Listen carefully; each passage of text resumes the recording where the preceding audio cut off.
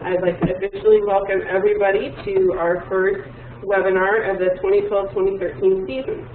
Today we'll be hearing from Tim Martinson of Cornell University and Bridget Tuck of the University of Minnesota. Tim's going to cover the progress that we've made in this first year of the project, and Bridget is going to cover preliminary results from the Year 1 baseline survey.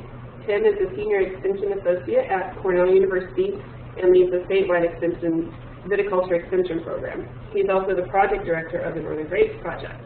Bridget is an analyst with the University of Minnesota Extension. She conducts analysis and writes reports for the Economic Impact Analysis Program. In 2008, Bridget collaborated with Dr. Bill Gartner to conduct a study on the economic impact of grape growing and wineries in Minnesota. And as a part of that project, Bridget visited a dozen wineries and vineyards in Minnesota. And I want everybody to remember that as a participant in today's webinar, you will not have the ability to speak. We prefer that even if you do have a microphone handy, you keep it muted. If you're having any technical difficulties, please type a note in the chat pod over to the right side of the screen, and I'll do what I can to help. You should note that you can either send a chat privately to me as today's host of the webinar, or you can send it to everyone. If you have any questions, please type in over in the chat pod as well. We'll take a few breaks during the course of the webinar to address some questions, and then we'll have some time at the end as well. So with that, I'm going to let Tim take control of the webinar, and Sam, you'll need to switch over to your slides. I forgot to do that before I gave you control. Okay. Okay, thank you, Kristlyn. And before I get started, I want to give a call out to some of the people whose names I recognize. Hi, Tim Rabin from Wisconsin. Hi, Patrick from Ohio, and Pat Murad from Michigan State. And Evelyn, I can't pronounce your last name, who is from Quebec. And I'll be going up to Quebec next week to do a presentation at a meeting there. That's about all I recognize, but you know, if the rest of you could type in something at the chat line, let us know where you're from and why you're joining us, that'd be great.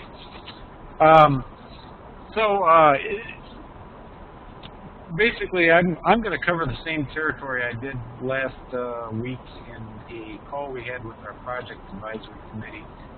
We've just finished the first year of our project, and so I'd like to just present an overview of the project to let you know what we've accomplished and what we're going to continue in over the next year, and then also tell you a little bit about our project resubmission, which we'll be going for funding for the remaining 3 years of the project. The best thing about these webinars is the chat box, in my opinion, in interaction with the audience. So feel free to type in something at the chat box, comments or questions, or as I proceed with my presentation, it would be interesting to know how you view the Northern Grapes Project and our progress to date and things that you might have participated in. So type them in the chat box, make sure it's set to send to everyone, and I see several of you are responding as I speak here. Okay, so I want to present a brief overview of the Northern Grapes Project. It has a long title, but it is a 5-year coordinated ag project with the Specialty Crops Research Initiative that we got funding for. Last year we just completed the first year. It involves 12 institutions, 30-some research and extension scientists, partnership with 18 or 19 industry associations, and we were funded for $2.5 million for 2 years, and got matching funds because that $2.5 million we have to match that one-to-one from 25 different organizations and individuals. And this really is a project partnership. I want to emphasize that, is that we have the people on the project, but in each state we're connected with these industry associations of producers that are growing the northern cold hardy grapes. So there's a huge number of groups to work with, and it makes things logistically interesting, but we really appreciate having the connection with all these industry groups. I'm just going to skip over this because this was more for the Project Advisory Committee, but we have to resubmit this in 2013. But the whole program is, funding is uncertain and is contingent on the Farm Bill being passed by Congress. And we feel that when we first got this project funding, the industry and stakeholder support, if you will, was critical, and the impacts are important. So if you have anything to type in about the impacts that you've seen from this project to date, please feel free to type those into the chat bar, and that will be very useful to us. Okay, just getting started on the program, we had an overall vision which was to develop production, marketing, and winemaking practices suited to unique characteristics of Midas riparia-based cultivars, that's the northern grapes, cold hardy grapes, through retail, marketed through retail tasting rooms and distribution in the U.S. wine market. So that's a vision, and we hope for several outcomes out of this. First thing is that over 5 years of the project, that production and sales of wines made from cold hardy grapes would double. Since there are a lot of non-bearing grapes in the ground, we think that's a fairly safe bet that is going to occur anyhow. But we want to, at the end of the project, claim some credit for that if we can, because we hope it will be helpful. So here's the logic. Basically, we're after improved qualities, better growing and winemaking practices that will improve customer retention and drive repeat sales at your wineries. It's very easy to sell wine to somebody first. The important thing is will they come back and like your product and want to buy more? So we want to work towards cold climate cultivars, establishing unique marketing identities, and wineries that applying business and tasting management practices to drive sales. So those are some of the outcomes we expected from this project. And basically, the project encompasses multidisciplinary efforts in 4 basic areas. And the first one has to deal with varietal performance and how that influences fruit and wine flavor attributes. And this is going to vary in different climates. A Vidal Blanc that we make in New York is quite different than one made in Missouri because of the different climates.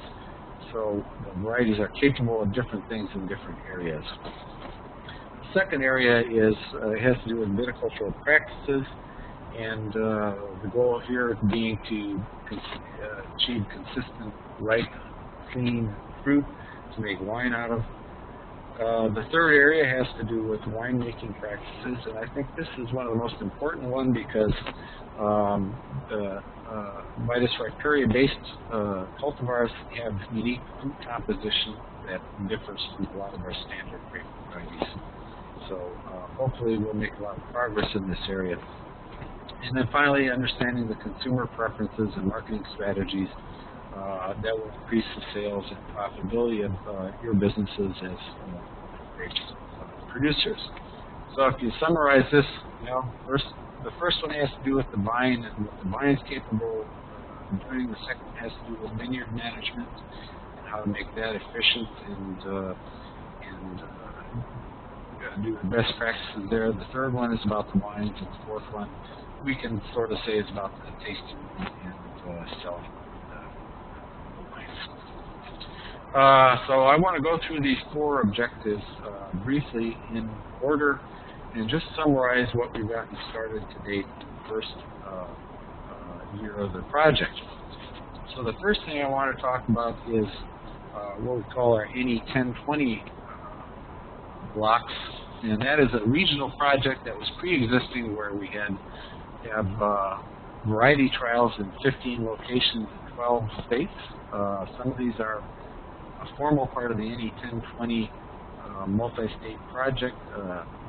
Started back in, I believe it was 1999 or 2000.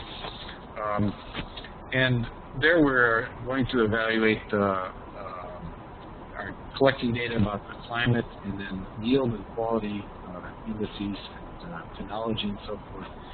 So we're going to evaluate how several of the varieties perform in different climates over the next 4 or 5 years. So that's underway, and I hope to be presenting something on that this winter at the Culture 2003 conference. The second one is maybe a more basic and science-y sort of effort led by Ann Fennell with the team at Iowa State and the University of Minnesota, where they want to follow the fruit composition during the ripening phase, and they want to go all the way back from genes and DNA to their expression, to measuring flavor components, to sensory attributes of the grapes and the wine. The picture at the left shows some chili rice collecting volatiles from around the headspace of a cluster inside that plastic bag. They collect these and then bring them in and are able to analyze the volatiles that are coming off of those clusters.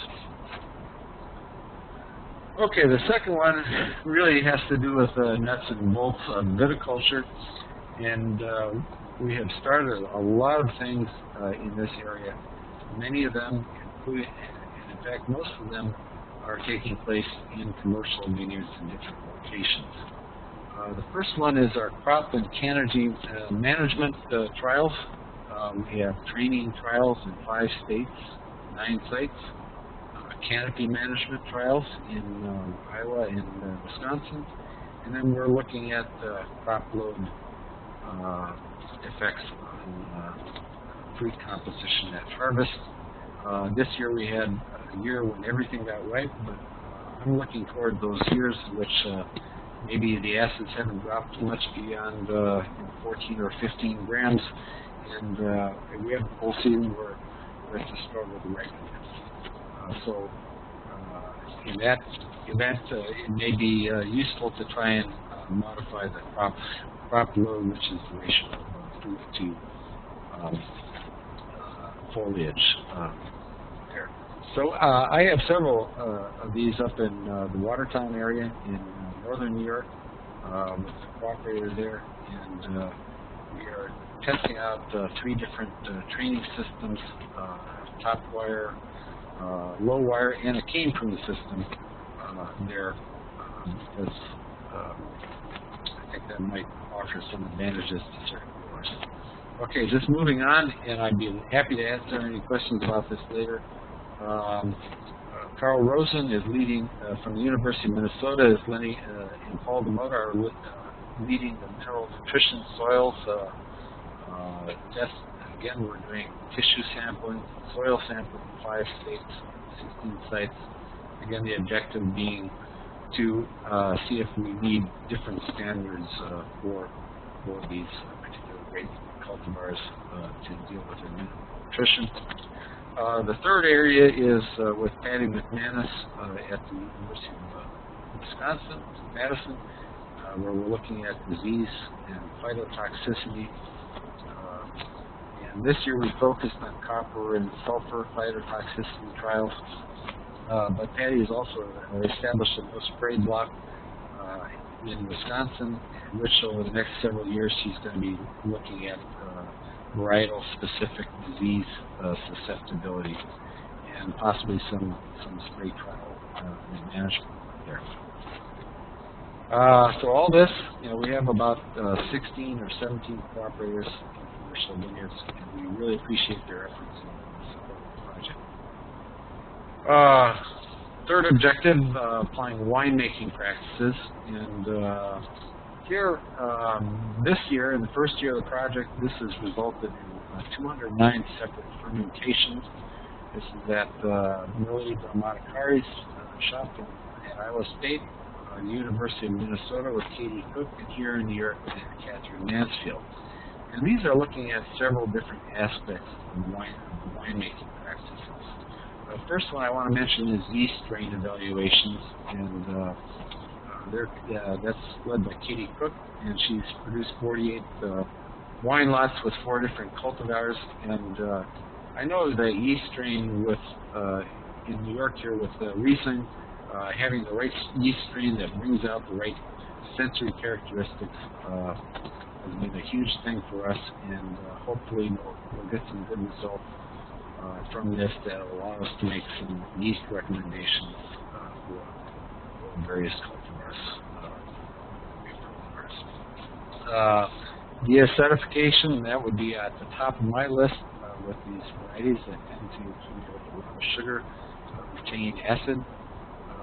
So Merle, it's Anna Catherine that's working on this. She's made 52 wine lots and used 6 methods of deacidification to look at these various methods. And finally, enological tannins can add body and flavor to particularly red wines, and so Merle is doing trials with Frontenac and Marquette, and 36 wine lots, trying out 6 different treatments. Anna Catherine here at Cornell has also been working a lot on yeast assimilable nitrogen, which is important in cultivars. We tend to be low on those here in New York with many of our cultivars, so we're doing a survey of cultivars to find the ranges at which we see these at harvest.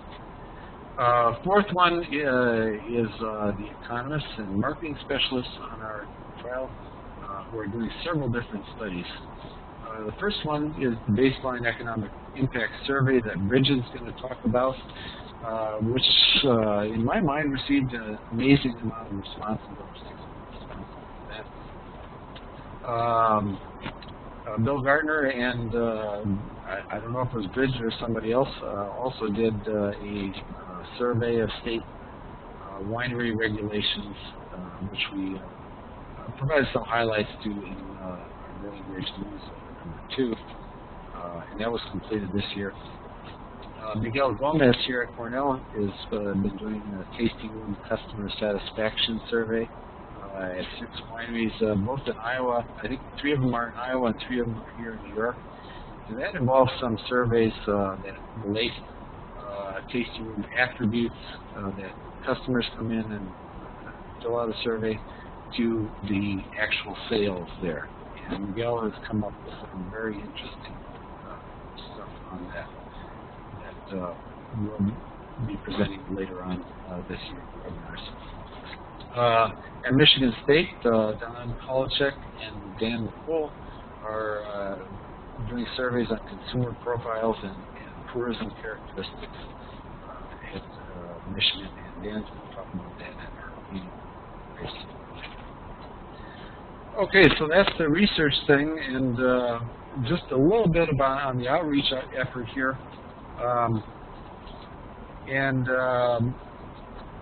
So these coordinated ag projects are designed to include 3 focus areas. For us, it's grape production, winemaking, and then marketing to consumers.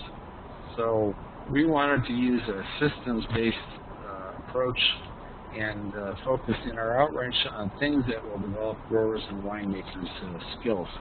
And this is where you in the audience can let us know what topics and items are of most interest to you. But what's going to be different about this project is that it's going to be really data-driven. As we get data from our trials, we will put that out to all of you in the various areas so that we have some data on which to base recommendations and that will help you in your business. So we have several venues. Last year we had the Northern Grape Symposium at the Minnesota Grape Growers Association Conference. This year on February 6th, we will be doing it as part of Viticulture 2013. That's a conference we have every 3 years here in New York that involves a lot of speakers, international and local, and encompasses viticulture, marketing, and enology. And our Northern Grape Symposium will be part of that conference. We have the webinar series, which of course you'll hear, and we had 6 last year, and at the end of this I will talk about this year's schedule and things we have lined up for our second year of webinars. We also did a pesticide drift workshop in association with the Nebraska Winery and Grape Growers Association on November 3rd. That was an all-day conference which was broadcasted, which I participated in. These are archived at our website. This summer we had we received word of 25 workshops and field days in several different states. There's probably a few that occurred that didn't help. Here in New York we had one that was attended by 75 people in early June up in Clayton, New York, and there have been several others of these which will continue. Northern Grapes News, Chrisland is preparing the 4th issue. We've done 3 issues to date, and these highlight project results, news, and team profiles, etc. And those are archived at the Northern Grape Project website. And last but not least, our website for the project, and also e-extension and e-viticulture, which serve as another menu, which will become more important as project results accumulate over the next several years. I'm going to skip over this because I think I spent a lot of time on that. But overall, we reached about 1,850 people through our outreach efforts, and you know, in 2013 and beyond, we'll continue our research efforts that we just got started, and as we get 2 or 3 years of vineyard data, we will be able to start communicating results about the trials. There's a lot of lag time in field studies and winemaking, of course. And we're going to continue the outreach efforts. And third thing is to try and secure funding for the remaining 3 years of the project. I'm just going to touch on this, is that there is no farm bill right now. There's a continuing resolution. When Congress passes a farm bill, it may include funding for the Special Crops Research Initiative. It may include funding for, it may or may not include funding for 2013. But our funding runs out next September, and we're going to apply if this program comes out for additional funding. And you know, if any of you want to contact your congressman and encourage them to pass the farm bill, and it probably doesn't work to say, you know, we want you to fund this project, but anything that you say that send to them that says, well, you know, we've benefited from this initiative and this project, would be appreciated. There's a good trade industry article, and we're going to have something in the 4th newsletter about this, about the implications of the Farm Bill and Congress's what Congress hasn't done yet. Okay. Viticulture 2013 will be our next Northern Grape Symposium. I encourage you to attend this if you can. And it's just one day of a three-day program, but there's the URL for more information. And our Northern Grape Symposium is going to be on Wednesday. So I want to close with just the schedule for this webinar series. This year we're trying to line it up in advance. So basically we have tentative topics and speakers that encompass viticulture, enology, and then the marketing aspect. And a couple of things I'm real excited about here is the last one on April 9th. Greg McConnell runs a, with Farm Credit, runs a winery benchmarking thing. So he has various targets for what equipment and what a group of wineries spends on their equipment, and knows a lot about that. Miguel Gomez will be talking about some of his projects. We're going to have one on vineyard floor management, Harleen, and probably another one on vineyard nutrition, and then 2 on enology topics. So hope you can look forward to those, and that's where I'm going to close off. And thanks for your attention. I hope this overview has been useful. And if anybody has any questions, fine. If not, we can save them to the end. And Chrislyn has taken the ball back from me. So, Chrislyn, take it away. Yeah, I'm in the process of switching to Bridget's slide. There we go. And then I'm going to make Bridget the presenter. And it doesn't look like we have any questions for Tim. So, Bridget, I'm going to go ahead and let you take it away. All right, good morning, everybody. It is still morning here in Minnesota. Thank you for the opportunity to speak today. I'm going to talk a little bit about the baseline survey and what we've done so far. And I'll go here. So just to give you an outline of what I'm going to talk about today, I'm going to start by talking a little bit about the baseline study, how we did it, why we did it, and how that worked out. Then I'm going to talk a little bit about the economic impact and the preliminary results. We're still kind of waiting for a few more pieces of information to come in before we finalize those results. And then I'll talk a little bit about what we've learned about vineyards and wineries in the study area. This particular study area did include 14 states, and I have a little list of those that we can talk about a little bit more as well. One thing I wanted to start out by telling everybody is that I am one of those 30-plus research and extension scientists that Tim mentioned in his presentation, and I'm truly an economic impact specialist. That's what I do for my job, and do not consider myself to be a grape or winery expert. I did work on the project back in 2008 and had the pleasure of visiting some excellent wineries and touring a few vineyards here in Minnesota. Enjoyed that greatly. So I know a little bit, but not an expert, especially when it comes to the varietals and that kind of thing. So bear in mind that that's not my area of expertise, but I know enough to do my work here.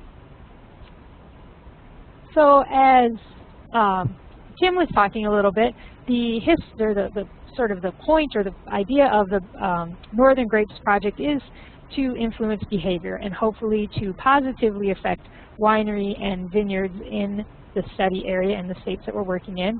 And so to measure how this change is occurring, or if the change is occurring, we conduct a baseline survey here in 2012 with the idea that in 5 years we would conduct a similar survey and then be able to compare 2012 to 2017 and see how and if the Northern Grape Project has affected or changed things.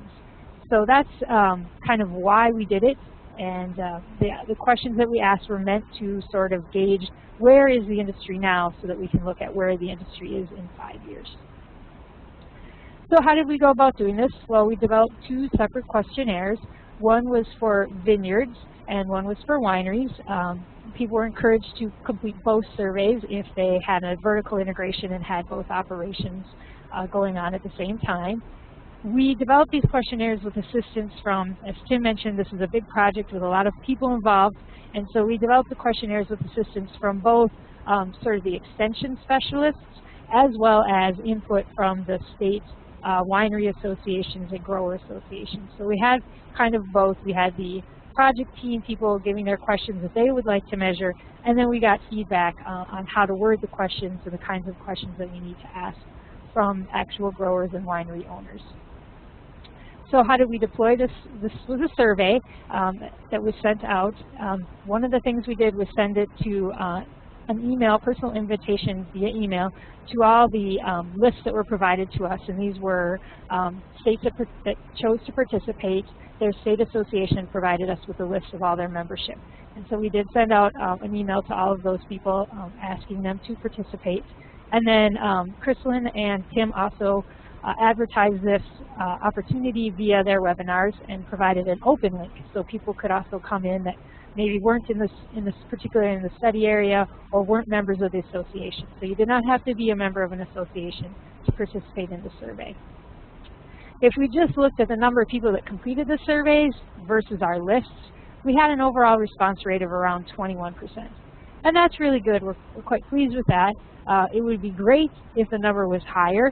So I encourage you, if you didn't participate this time around, when you see the survey in 2017, you consider completing it. I know that there is some overlap in quite a few surveys going on, especially in this industry. I know I sent it out via email and put my telephone number in the email if anyone had any questions, and I get a phone call from this lovely lady in Iowa, and she says, I don't know, I have 3 of these surveys sitting here. What's your survey about? Why should I fill out your survey? I'm just not going to do yours. And so we had a very nice chat about what my survey was for and stuff. But at the end of the day, I did not convince her to fill out my survey. So I know there's some survey fatigue out there. And we sent the survey out in early spring. We had hoped to get it out a little bit earlier so that we would get it before people were out working in their fields, but that's kind of how the timing worked out for us. Looking at what we did, so we have all this data. We do have it by state. So what we did first is we looked at the data for all of the states, and we kind of extrapolated the results to calculate our economic impact. So I had results for 20% or so of all the wineries and vineyards, and then I took that data and extrapolated it out to represent all of the wineries and vineyards in the 14 states that were working. And then we will go ahead and bring this down to a statewide level, so there will be individual reports for several of the states that participated. And you can see the list there on the screen. We did put the 2 Dakotas together, and there will be 1 report for the Dakotas. This is based on just sort of the low number of wineries and vineyards in those states, and we get into some problems with giving away confidential information if we go too low. And then we also will put the New England states together for similar reasons. So there were a total of 14 states that provided us our lists, and these are the states then and the regions that will get individual reports. So let's talk a little bit now about the economic impact results. So again, as I mentioned, we extrapolated what we had for our responding wineries and vineyards out to the whole population. And this is for, now we're looking at the economic impact here of the wine vineyards. And this is important, so we're looking at vineyards here. And then the other thing is we excluded the juice growing wine vineyards. So we're focused here, since we're working with the Northern Grapes Project, we're focused really here on wine vineyards. So if you look at your slide, you can see we've got the total impact for all the wine grapes. So wine vineyards spent $50.5 million to produce wine grapes in 2011. To do that, they employed 4,200 people and paid $13.5 million in labor income. So that's kind of what we call the direct impact when we talk about economic impact. So this is the money that the vineyard owners themselves spent. Now, if we put this in our model, and we can calculate the total economic impact, and this includes sort of the ripple effects that occur in the local economy. So the vineyard owner pays his employees, they go ahead and buy some groceries, and this causes further economic activity in their local economy. So if we look at the total impact for all wine grapes, it's $89 million in 2011 in the 14 states. This created 6,900 employees and paid $26.5 million in labor income. Now we know our focus here in this research is on the cold hardy grapes, or the northern grapes. So we used, based on, in the survey, we asked them questions about what kinds of vines they had in the ground. And so we could calculate what percentage of the vines in the ground were from cold hardy grapes versus other types of grapes. as you can imagine, in some states, you know, it's 90% of the vines that are in the ground are cold hardy. In other states, Michigan, for example, it's less than 5% of the vines that are in the ground. So we use that to calculate what would be the economic impact of just the cold hardy grapes. And you can see we've got $34.2 million of output, 4,000 employees, and $9.9 million in labor income. The labor income would be for the 12 months for 2011. Looking at economic impact of the wineries, this is similar information. So again, we focus, here we're focusing on the farm winery. So this is a real distinction both in Michigan and New York. In most states, the other states that participated, there's some sort of farm winery act or something of that nature. So this is important. In New York, we looked at just the ones that had the farm winery license and not the commercial winery, which is a separate category.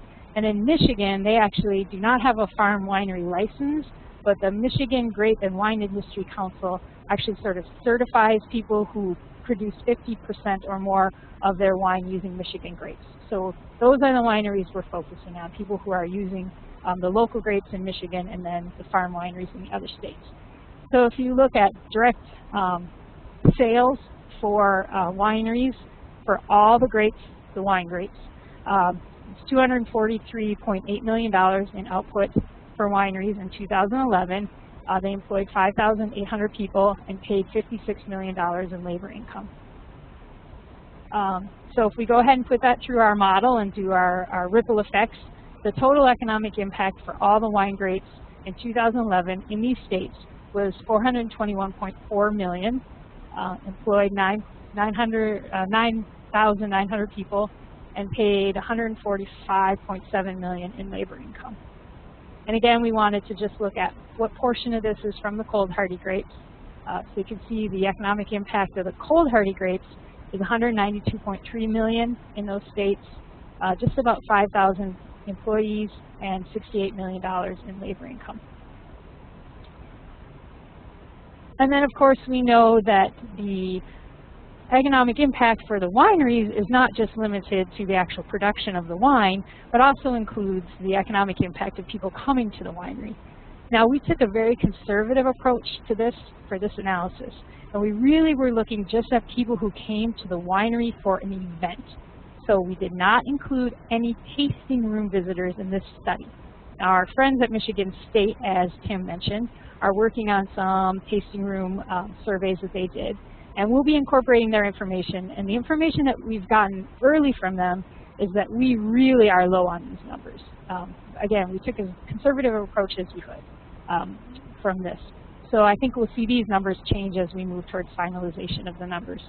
But so we just basically asked the wineries, you know, how many events did you have? How many people came to these events? And then we applied a daily spending profile. So how much did those people spend on gas when they were in the region? How much did they spend on other entertainment? How much did they spend on food? And then we calculated their total expenditures. So that's what you see here for the direct output from the winery visitors, $106 million in 2011. This created 1,700 jobs in the region to support that spending, and those jobs paid $39.6 million in labor income. So then we put it through our model, and we see the total economic impact of winery visitors in the 14 states is $219.9 million, with 2,500 jobs and paying $68 million in labor income. And again, we focused then down on the cold hardy grapes. You can see $112.2 million in output created by the cold hardy grapes, people coming to the cold hardy grape wineries.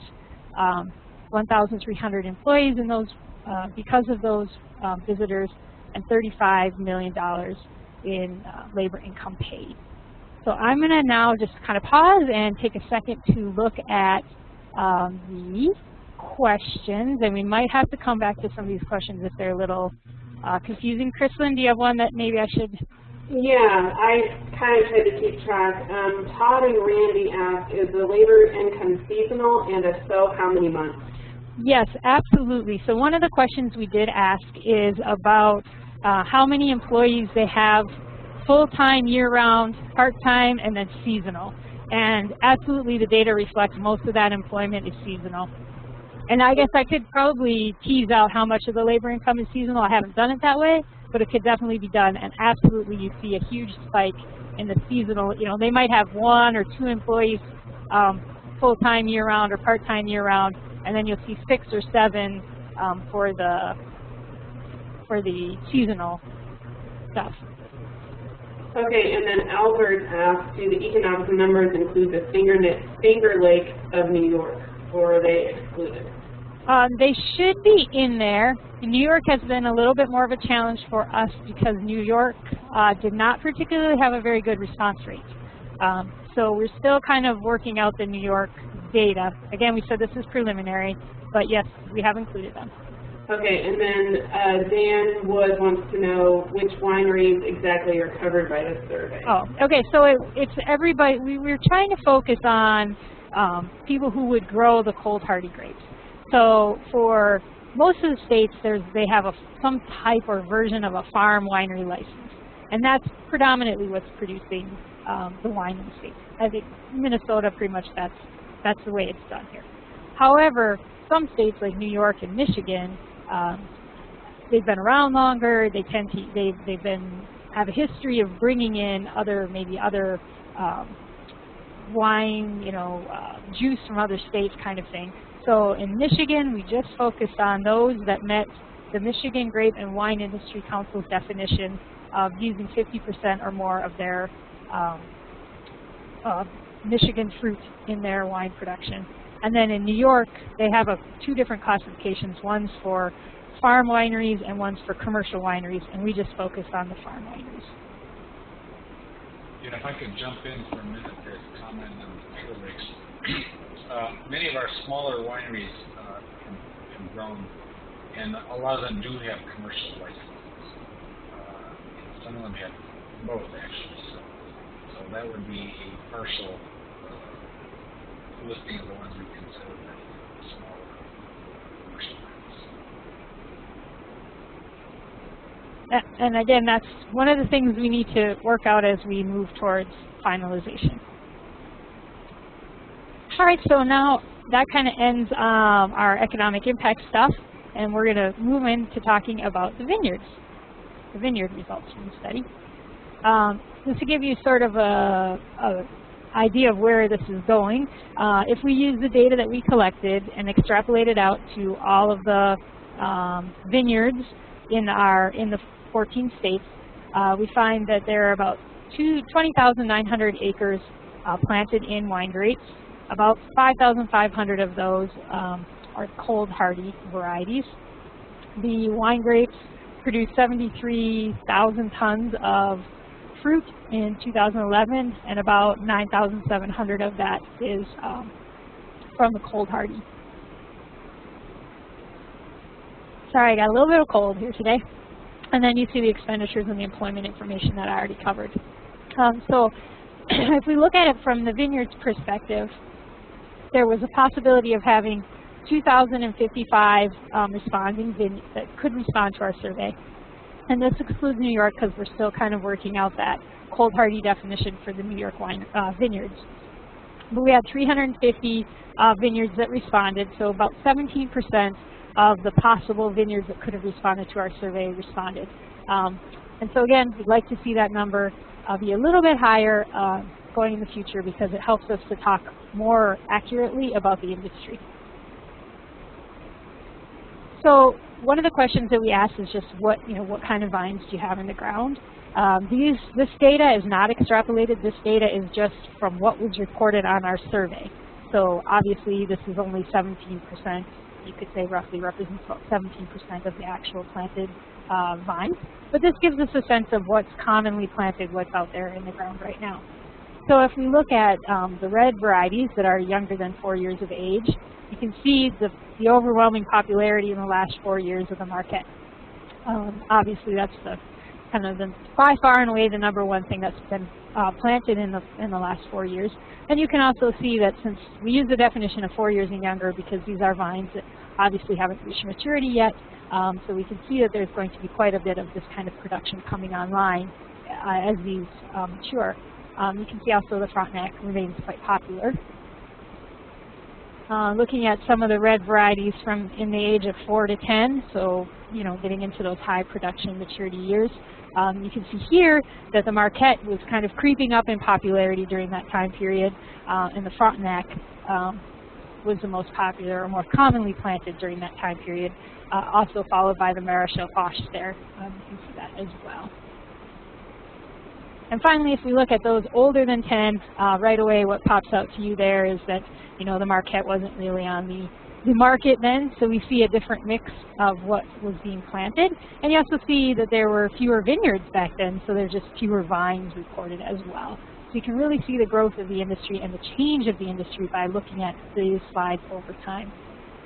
This slide right here just shows is a snapshot of if you put all those together, just what's in the ground right now. And you can see that Marquette wasn't even on the radar 10 years ago, and now it's 40% of the total planted acreage in these vineyards. So you can see, again, that increasing popularity there. Switching now to look at the white varieties, looking at the younger, less than 4 years old. You can see we don't see that runaway popularity that you saw with the Marquette. You see the La Crescent, the Frontenac, the Brianna, kind of all, about the same in popularity. So we don't see that clear Marquette, or the clear favorite.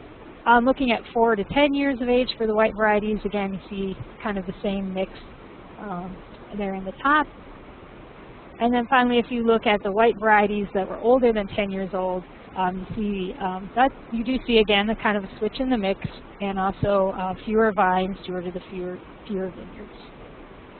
So if we look here now at the total planted, what's in the ground right now, we do see with the white varieties quite a bit more balance and evenness across the different types of varieties. But it gives us an opportunity to see that the Little Crescent and the Frontenac are the primary ones that are out there right now for these responding vineyards. I can stop here and ask if there's any quick questions. I don't see any in the chat box, so I'm going to keep going, but feel free to post something up there if you want.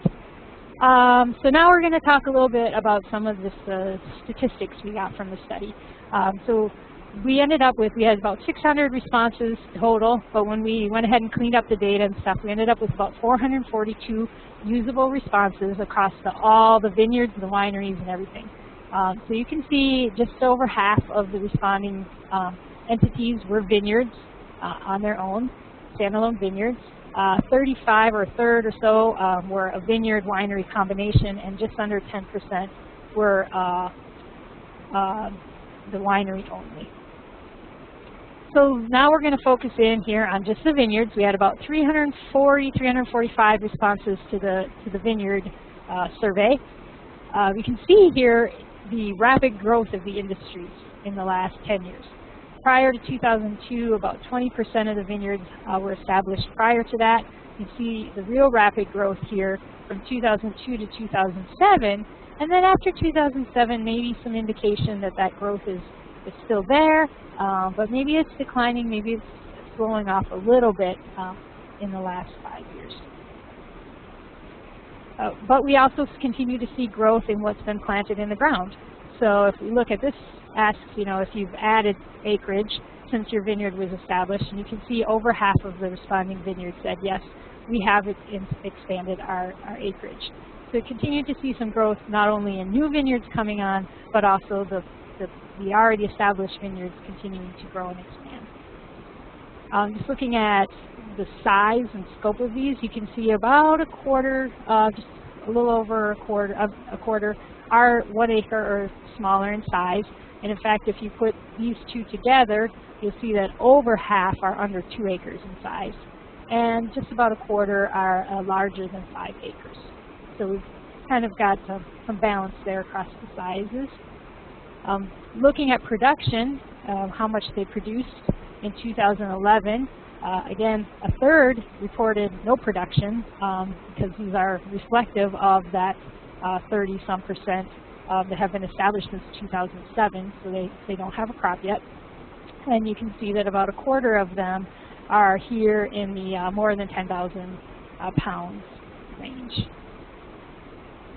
We asked if the vineyard was a primary ag operation. You can see about 3/4 said yes, 1/4 said no. Of those that said no, they had something else going on as their primary ag operation. It was traditional row crops or else some other fruit production, so blueberries or an apple orchard, that kind of thing. Looking at marketing arrangements, most commonly is to sell through a winery, either with a contract or with your own winery. The other, surprisingly, I should have known this when I was writing the survey, but most of the people that chose others said that they did not produce any sales because of improved crop. The use of a broker was not very commonly done. Sold via contract. If you did sell via contract, was the winery active in the management decisions? And you can see that almost 3/4 of the wineries did have some input into the management decisions. Looking at further into what happened to those grapes, you can see about 60%, if you put these bottom three together, about 60% got sold as a whole format, either to their own winery, to an in-state winery, to an out-of-state winery. Approximately 20% just didn't have any production because the crop was lost or they left it on the vine, whatever. And then about 10% was processed to juice. So not a whole lot of processing to juice, mostly selling the grapes whole. Looking over the next 2 years, what are the plans? You can see this continued desire for growth. 21% saying substantially increasing, 29% saying slightly, and about half, saying we're going to stay right about where we are. Not a lot of plans for decreasing the size of the vineyard. One of the questions we asked was, what are the challenges to the growth and development of the vineyard? And you can see they were asked on a scale from 1, this is a challenge. On a scale from 1, no, it's not a challenge, to 5, yes, it's a huge challenge. You can see disease, pests and insects, and cost of labor were the top 3 concerns for the vineyards. And this means a lot for our project, I think, because we do have people working on all of these different initiatives within our own project. All right, so we'll quickly move on to the winery results for all the winery people who have been patiently waiting for this information. So we're going to look at the winery summary statistics. If you looked across all the states, there will be 794 wineries that use wine grapes, obviously. We haven't been able to figure out which percentage of those are cold hardy grapes because obviously some wineries use a whole bunch of different kinds of grapes to produce their wine. So we're still kind of working on that. Production from our statistics was 9 million gallons in 2011, and about 3.8 million of those were from cold hardy varieties. Again, looking at the response rates, there could have been a potential of about 602 respondents, again excluding New York because we're still kind of working out some issues there. And the total number of responding wineries was 195. So we had about 1/3 of the wineries that could have responded did respond. So a big thank you to those of you who responded. Looking at the age of the wineries, we see the same growth. So we had about 20% prior to 2002, but here we continue to see that bigger growth after 2007. So where the vineyards were like kind of slowing down, maybe showing some signs of slowing down, the wineries continue to go forward full throttle here. Just to get a sense of kind of how these wineries are operating, we asked where they're located. Over 2/3 are in a rural area or a city with a population of under 20,000 people. Very few located in the metropolitan areas. Looking at the types of wines that are produced, you can see the reds and the whites are by far and away the most popular. Asking if they participate in a wine trail, we see that it's about a 50-50% split here, so that indicates that there's some room for development of wine trails still in our region and in our area, in these states. Almost 80% say that they operate a tasting room, and about 20% say they do not. Looking at the grapes and fruits used in wine production, we can see that the most commonly used here is your own grapes. So that's not surprising considering that most of the wineries, only 10% did not have some sort of, were not attached to their own vineyard, using purchased grapes and using purchased juice. See that there's not a huge use of the non-grape fruits in the wine production. looking at where the wineries got and acquired their grapes. You can see from their own vineyard again, contracts with a vineyard, and then using kind of networking and open market. Here we see a little bit more popularity with the broker option. Looking at where those sales for the wineries are coming from, 3/4 of the sales to the winery are from the sale of the wine, but they're also getting 10% of their sales from selling non-wine items, so cute little knickknacks and stuff, and maybe in their tasting room, and then 10% from food and beverage sales other than wine. Percent of wine sales, whereas the wine being sold by and far, 52% is going through the tasting room or through winery visitors. So 80% of the wineries said they ran a tasting room, and it's driving about 50% of sales. Sales are also going to liquor stores and distributors, and not a huge percentage are going directly to restaurants, which is kind of interesting. We also asked some questions about their marketing strategies, and you can see that this is again, how important is this in your own marketing strategy? 1 being very unimportant and 5 being very important. You see wine branding of their own particular wine is very high on the minds of winery owners. Special events and then working with state winery associations is also kind of important. Whereas vineyard tours, wine clubs, not as important in the marketing strategies for the wineries. And we also asked them about how they're collaborating with other entities that might help them to market their grapes or their wines. And you can see other wineries, they valuing the relationships and the collaboration that they're doing with other wineries. They're doing quite a bit of that. But they're not doing maybe some of the more local non-wine. They're not plugged into sort of that side of their community or the tour operators. They are working with their marketing groups, so maybe their local Chamber of Commerce or Convention and Visitors Bureau, that kind of thing. And we also asked them about the challenges to the growth and development of their winery. Here we see government policy being one of the most highly rated of their concerns. They are more concerned about sales. The vineyards were not really particularly worried about whether or not they can make sales, but the wineries do see this as more of a challenge.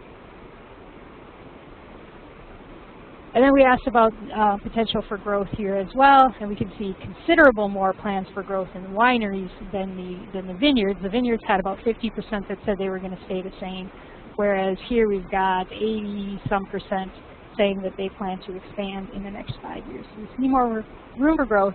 I found this one kind of interesting, that 3% were planning to transfer the winery to a family member. So I think that has some very important implications for how things are going to go in the future for this industry, and where is this industry going. And that is the end. I will be happy to answer questions. We should be getting the state reports will be coming out over the next couple of months, so you can look for those to come probably through your state association. Okay, if anybody has any questions for Bridget, just type them in the chat pod down there, and we'll be able to answer them. So, yeah, this is Tim Martinson, and Bridget, I want to just thank you for all the work that you've done on that. But as importantly, I want to thank all the people that filled out those very, very detailed surveys. My goodness, got a lot of very detailed information out of that. And this is, I also want to mention that this baseline survey was designed as a very integral part of our project, and it's the part that we're going to use at the end of the project after 5 years to evaluate it. I'm going to go back and ask some of these same questions, and that will be sort of the basis of our impact statement at the end of the project. So thanks, Bridget, for doing that. Very nice presentation. And I'll just add, too, that we collected a lot more information than I could present today. So yes. There's more to be had. Yes, and we'll have to work on that New York stuff together. I realize New York is a special and complicated case. all right. Well, it looks like we're not going to have any questions, so I'm going to... Well, I see a couple here. Just people asking for the... Yeah. For the No, survey. Eveline asked, is there any certified wine? Oh, That I would be see. like maybe VQA type certification. Is that what you're interested in, Eveline, or organic certification or sustainable or something? If you could clarify that if you're still there. And I know I'm aware of the Iowa quality wine program. I can't remember what it's called, but yes, there is some effort, and it was designed into this project too to sort of set up these this sort of a program that might span several states. Bridget, do you have any other response to that, or? Okay, by copy of the survey, Bridget, do you mean just the survey, not the survey results, but the survey itself, right? Yes, I have a PDF version. We could just post it so people can see the full questions and how they were asked. Sure, I can do that. I can post it to our website. Okay. So just a couple things. I threw the webinar schedule for this season back up there so that everyone can see it. I also posted a link to the post-webinar survey right there in the chat pod. But you can't, I don't want you guys to click on that until you're ready to leave the webinar, because it'll kind of boot you out of the system. So it's there, but don't click on it until you're actually ready to go. So, but please take the survey because we do really value your feedback. Okay, and I just want to read this from Evelyn. She says, I was talking about the origin of the wine as in probably an appellation sort of thing, and not organic certification. And I see Bridget just answered it. Evelyn, depends on the state. Many have requirements about the percentage of state wine, grown wine must be used. And I know there's several places that have appellations. I think the largest appellation in the United States is that Mississippi Valley one that stretches out something like 600 miles between Iowa and Illinois. So another question for Bridget is, I know we're talking about releasing the results of the surveys, and do you have any idea about a timetable on that? I really don't have an idea about the timetable. Soon, I hope. Okay. But I can talk to Bill about whether we could release some of the slides, but we don't have the written report finished yet. Yeah. Okay. It'll be coming soon. So I'm certain, you know, surely shorter than a year from now. Yes, if I'm still working on this a year from now, I will need more wine production to help me out. All right. Tim, did you want to address that last question, or just let that? Yeah, this is from Dan Wood, the Midwest Wine Press, I must say. Yeah, basically, Dan, a lot of the varieties that have come out, and Vitis riparia, which is a component of these grape varieties that makes them cold hardy. If you take a wild Vitis riparia vine, it's going to get very high, accumulate a lot of sugars, and also retain a lot of acid compared to, say, our conventional French hybrids or vinifera vines. So that automatically makes that something that's, you know, quite different about these varieties, or many of these varieties, and something that certainly is going to be a challenge for people. We have our only example in here in the Finger Lakes of Baco Noir, which is widely planted, and there's years at which, you know, the acids just don't come down very much, and they really need to do a lot of winemaking gymnastics to produce, you know, either amelioration or, you know, chemical deacidification. You know, one technique takes a portion of the wine out and basically you lime it. You know, you don't literally lime it, but you bring the pH to neutral and then blend it back in. So there is a limit. And the other thing is, that we're going to be finding out more about is that there's a lot more malic acid than tartaric acid in the ripe grapes than there would be in vinifera. Some people would say the proportion of the two is split. You know, vinifera tends to come in 70% tartaric and 30% malic, and it's often, you know, half and half or a lot higher proportion of malic acid, which has implications for how much you can deacidify it without having the pH get very high. So that's why they're at the top of the list for me in terms of things that we're going to find out more about that will help people make better wines and particularly in those years that are going to be less than ideal in terms of how hot it gets and how ripe the grapes get. That's it. All right. Well, I think that's all of the questions. We actually probably should end the webinar now, Dan. Sorry about that. We're over time. So I posted the link to the survey again, so everyone please go take that. Thank you everyone for your participation today. And I'd also like to thank Tim and Bridget for their presentations. And I hope to see you all back for some webinars here in the future. Thanks.